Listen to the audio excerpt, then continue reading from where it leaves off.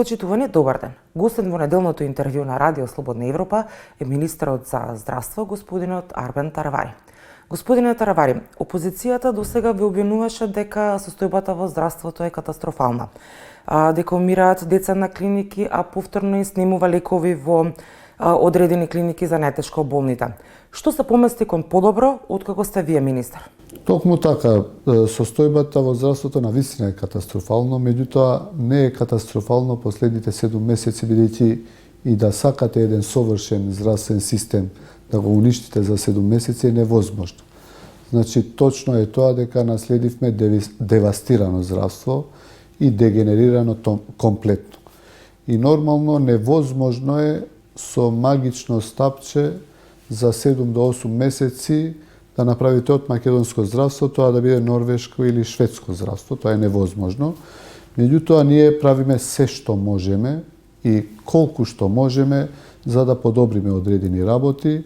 Потпишан е колективниот договор со комплетно медицинскиот кадар и медицинскиот персонал. Покачени се платите на докторите за 5% минатата година од 1 ноември и во март треба уште 5% повторно, додека за медицинските сестри е покачено до 17% платата, така да ова е едно од работите што е направено. Второ, јас кога бев министер само 100 дена во 2017 година имаше проблем со приватните специјализанти, кои што не беа третирани од државата. Што направивме 600 вкупно приватни специјализанти, за сите донесовме одлука во влада и на 30 декември минатата година, 2024 година, го поминавме во финансии и во здравство, за да до крајот на март сите добијат решение за работа. Значи да бидат вработени, бидејќи тие се потенцијални кандидати за да избегаат од државата. Вие донесовте одлука дека ќе бидат вработени, но не беа вработени. Требаше до крајот на 24-та 300 да бидат. Токму така. И 300 до крајот на 2025 година, ама се уште тие се невработени. Значи, тие се доктори кои што не беа предвидени во систематизација на болниците. Значи, ние не знаевме колку има специјализанти по која област. Ни требаше да се пријават тие на апликација, после ние сите тие да ги испратиме во болниците, во Министерството за здравство и финанси и во владата е поминато во 30 декември. Што треба да направиме? Сите болници, сите здравствени установи треба да направат нови систематизации. И затоа оваа доцни набргу, некои од болниците веќе имаат нови систематизации, околу 20. Набргу можат веќе сами да направат, да објават конкурси и да ги вработат. Што ќе значи тоа? Кога ќе можат овие 600 луѓе реално да бидат да очекуваат вработување? 300 ќе бидат вработени до крајот на март, 300 други до крајот на декември 2025 година, оваа година. 1200-1180 средномедицински кадар генерално, кои што беа договорци по 5, 10 и повеќе години. Исто така, до крајот на март треба сите овие да бидат да им се даде решенија во здравствените установи. Меѓутоа чекаме заедно со специјализантите и овие да бидат третирани. Позитивната листа на лекови 10 години, односно 15 години, за 15 години само еден лек е регистриран во позитивната листа, е надополнета. И тоа пред 10 години, последниот лек. Сега 9 лекови, првите 100 дена на Министерството за здравство, успеавме 9 нови лекови да бидат во позитивната листа, што мислам дека не мислам, туку е факт, е заштедување за пациентите неколку милиони евра кои што веќе ги плаќа државата. Јас сакам што повеќе лекови да има, меѓутоа имаме и финансиска рамка во Фондот за здравство со кое што можеме да покриеме.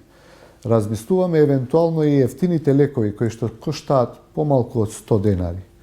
Да им оставиме на пациентите, тоа може секој да го покрие. Тоа е помалку од едно кафе да испиеш во било која кафана во Скопје.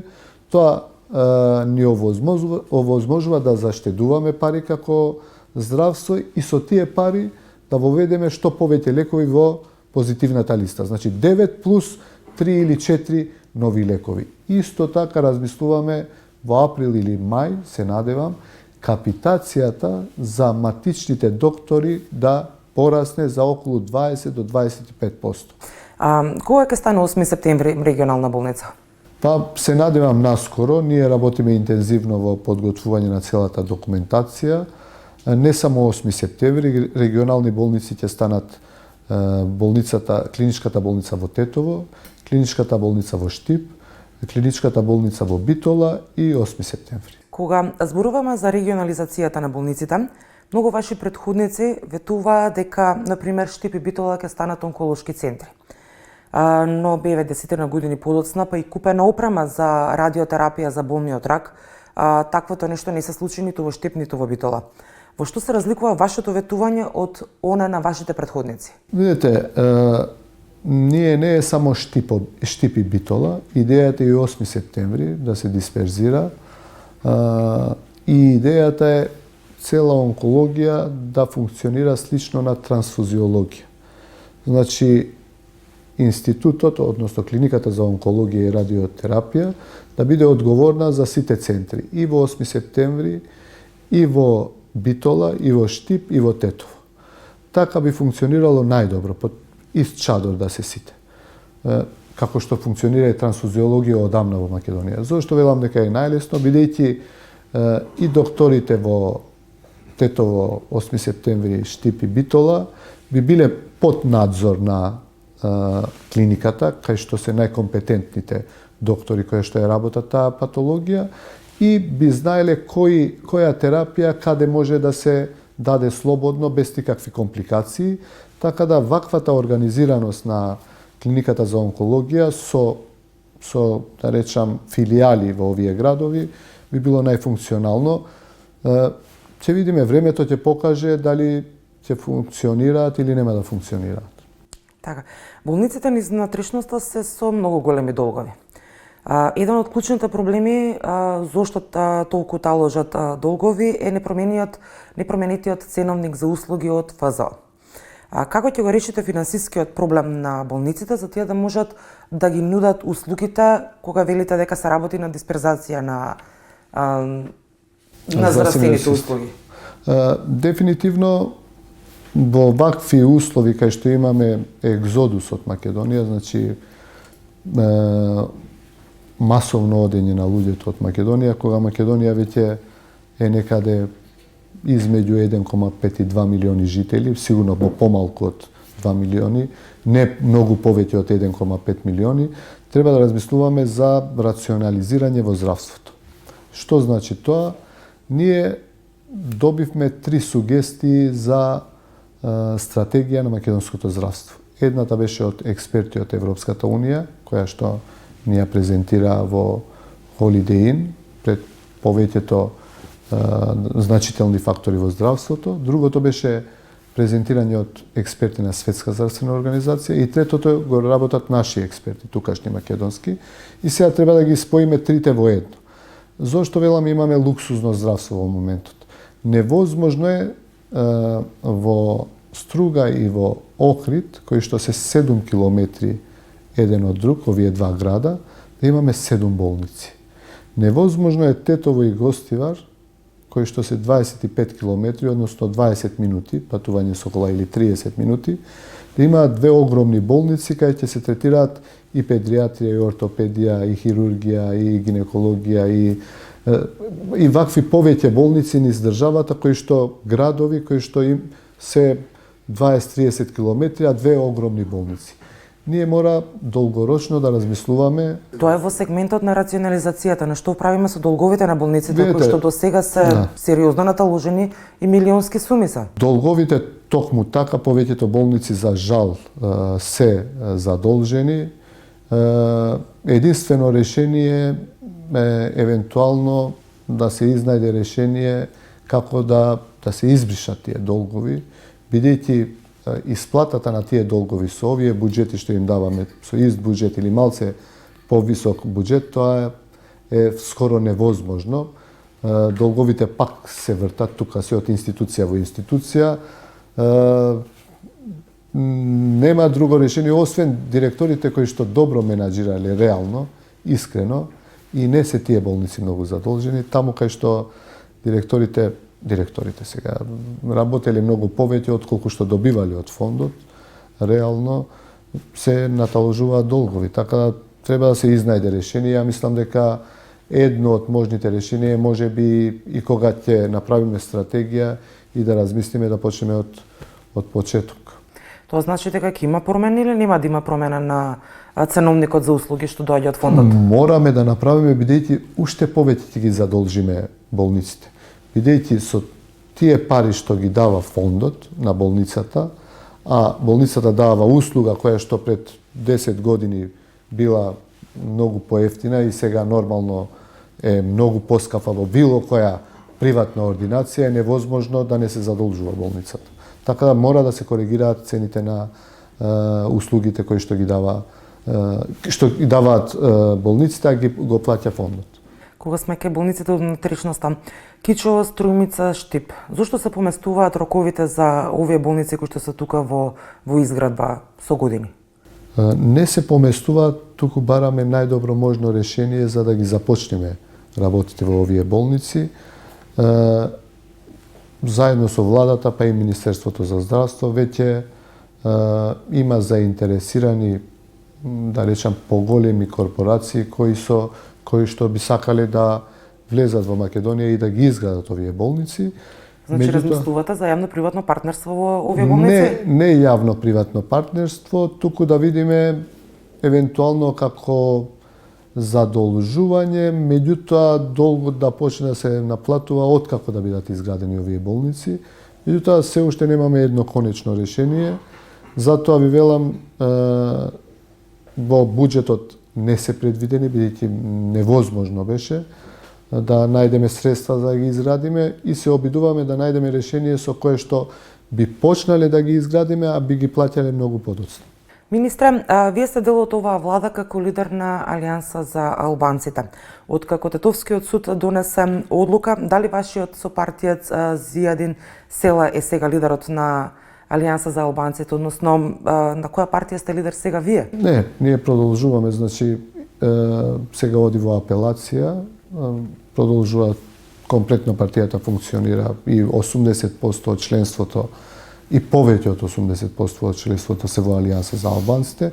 Меѓутоа, често велам и релевантно е кој како ќе се нарече и што партиите, секогаш и сите институции се на луѓето, на членовите на општеството, а не на индивидуи. Јас сум моментално, утре ќе биде некој друг, вчера беше Зијадин и така натаму. Така да битно е кој ги има членовите, а не кој како ќе се нарекува. Дали може би овие промени и овие одлуки сега би значеле дека крилото на Села ќе се припои сега кон вас како дел од владата, во јавноста се вртат такви шпекулации? Не верувам, нема никакви преговори за господинот Села да се приклучува на владата, така да